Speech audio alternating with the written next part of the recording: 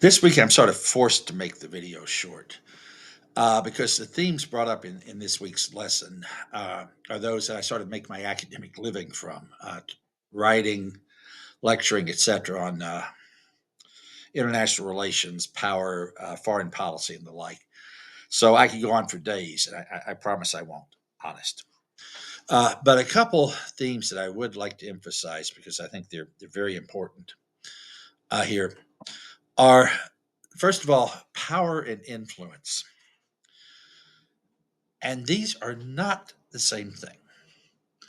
They are connected, certainly, but they need to be viewed somewhat differently. Okay. Now, your readings sort of really push power is military. Number of tanks, number of planes, number of troops, etc. And this certainly is a part of it, a very large part. But it is not the complete toolkit, as a lot of people would say, because there are also economic forms of power. If you're a rich country, you're probably going to have more power in the international community than if you're a very, very poor country. Not necessarily, but it typically is going to be the case. Uh, there's at times diplomatic power. Now, frequently not used very well, I have to say, in many cases, including the US.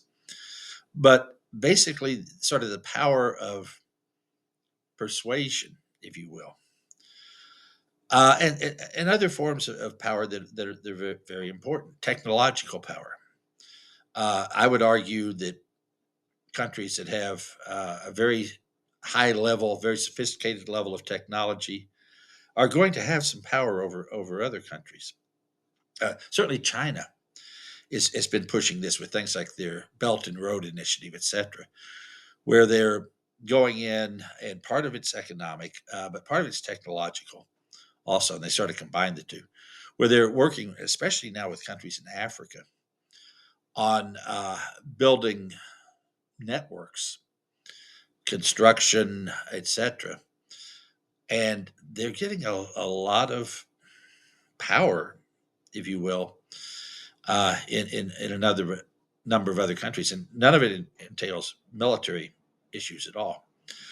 So, power is that. Now, influence is just that, where you're sort of able to persuade people uh, to go along with you, and also to sort of get other countries, other societies to uh, view the world the way you do.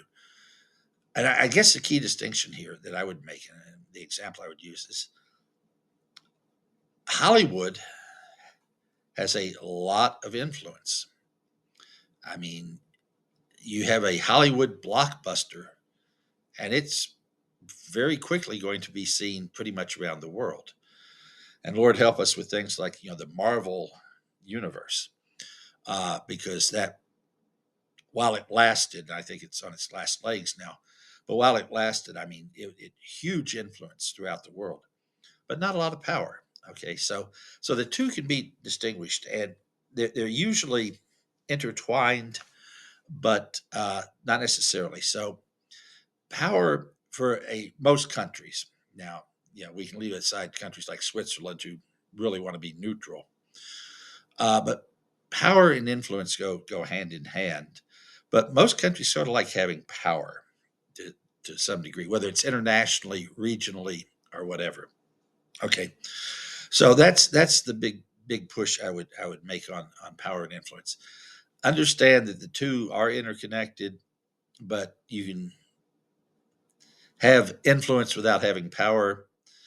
At times, you can have power without having influence. There was an old saying by the Chinese that they used a lot when during the Mao regime of the U.S. as a paper tiger. In other words, had a lot of power, but really couldn't make people do what it wanted them to do, and that becomes an issue. Uh, Now, in terms of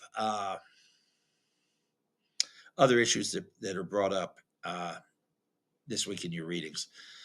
I would mention one thing that is sort of alluded to, but not really pushed on. And this is what has now come under the rubric of irregular warfare. And this, as I say, I'll make this one quick because this is really what I focus on these days. And irregular warfare essentially is trying to use influence and power without having a full tilt war. And I think this is important. You'll see this term, I think, more and more now, because in the past, there have been all sorts of attempts to define these sorts of weird little conflicts of whatever sort, without much luck. And now, sort of the theoretical people, the policy people, the defense people have sort of settled on the term irregular warfare. Okay, what this is terrorism, economic warfare, guerrilla warfare, uh,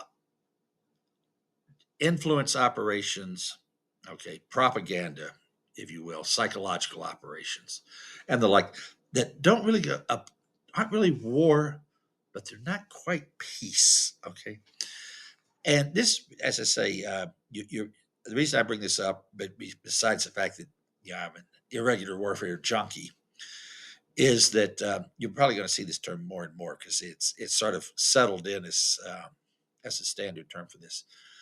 Uh, and it's something to be aware of. I, honestly, although I'm somewhat of a proponent, as I say, I'm involved in a lot of the writing going on with this.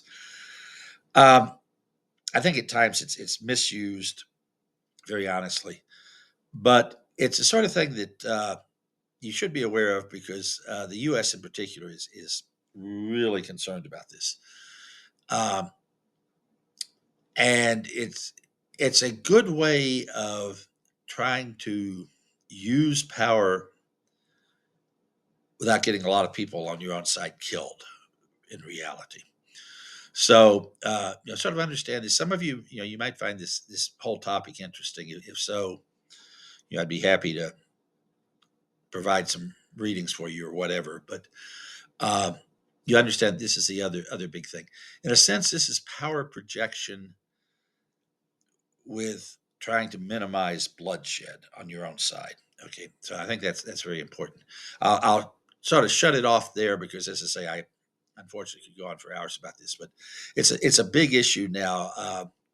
I don't think your readings really get into it sufficiently, very honestly, because that seems to be, and I use the old baseball player Yogi Berra saying of it's really hard to predict about the future. Uh, this does seem to be the pattern, though, that's going on now, and it's something I think that it's worth thinking about. Okay, thank you.